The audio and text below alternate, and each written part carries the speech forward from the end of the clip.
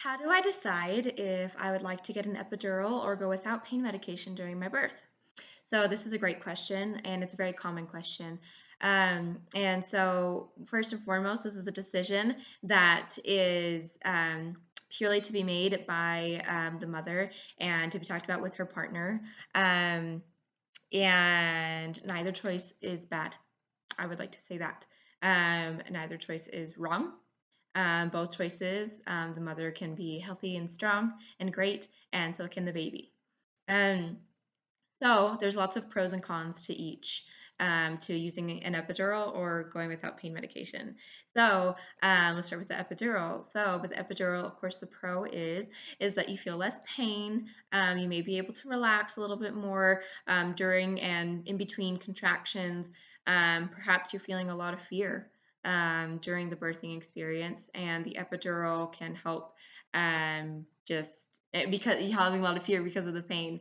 And when you feel more relaxed with the pain, you don't feel as much fear. Um, and so, yeah, that can have a lot of benefits because of that. Some downsides of the epidural is that so the point of the epidural is to kind of numb the lower half of your body so that you're not feeling the pain or the pressure onto your pelvis area and in your uterus. And in the vaginal lining and everything. So, but some of the downsides are that pushing is a little harder because you are numbed down there. You kind of don't. So a lot of women report not really knowing how to push in that moment because they can't feel their muscles, or they feel like they can't push very well. And thereby pushing can be prolonged. It can become longer. A lot of times, women, because they can't push very well, and also because it just seems a lot of times epidurals seem to just prolong the labor because the woman can't push or can't progress it as well with the contractions. Sometimes that can increase the likelihood of getting an induction. So, having Pitocin given to you through an IV to help induce the labor and help to get it going, which those, I mean, if you're still having struggles producing with going with the labor because of the epidural, um, then it could lead to a C-section later. So those are, it's kind of it can be a domino effect. Other downsides are that you, as the mother, are not allowed to walk around anymore. One, you can't really because you have an IV in your back for the epidural, but also because your legs are numbed, you can't really move around anymore. So you don't have the opportunity to move positions, to walk around, to go to the shower or the hot tub or anything like that, which that can be hard on the mother too, and can be a little bit more uncomfortable. Um, and Generally with the epidural, there's some more need for intervention. So, of course, generally they will have the electronic fetal monitoring, but they may take a little bit more closer attention to that, and may if you had it mobile, they might have it be continuous. Which at that point you're in bed anyways, so for the entire time, so might as well be continuous sometimes. If that's the case, if you're not going to be able to move around sometimes. Um, so yeah, so those are some downsides of it. Um, so now I'll talk about natural pain or without pain medication. So the upsides are, or sorry, the downsides. We'll start with those. Are that of course it's more painful and it hurts and it's not fun, or not as fun, and it's just generally harder, and our bodies can they go through a lot.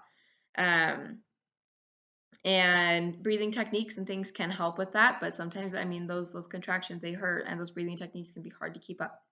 Um, and Sometimes you don't always have somebody to help you with the pain and help provide comfort measures or counter pressure and things like that. So that's a downside, a lot of pain um, with that. Upsides are that you have less medical interventions that may need to be provided or put into play. Um, Less chance of C-section generally if it's going well. Um, less chance of induction, again, if it's going well and if you're progressing well and if the doctor allows for your body to take its time to birth the baby. Um, and another thing that a lot of women report is feeling a lot of accomplishment when they're able to push the baby out, because they're able to feel it and they're able to feel the baby being pushed out. And something I forgot to mention is that when you are under epidural, sometimes it can make you really, really tired and you aren't as aware of the situation of what's going on. Um, and it can numb some feelings, kind of just make you kind of out of it when the baby is born. And so you mitigate that after giving birth naturally. You generally, after the baby's born, you feel a surge of energy. Yes, you do feel tired, but you also feel like you can accomplish and take on the world, and you feel amazing generally. So that's the upside to that. Again, it is totally and completely your choice as the mother. Neither way is bad. Some have its risks. Some are, you're going back and forth with the pain. And so completely your choice. And your choice will be the best for what you need and for your baby. Yeah, and that's what I have to say about pain medications. One more thing, though, is that it's not just between epidural and no pain medications. There are other pain medications that can be administered during birth that may allow you to be a little bit more mobile. For example, they do allow nitrous oxide in most hospitals, um, which, laughing gas, right? So you kind of just put the hose on your face and breathe, and that can help relieve some pain.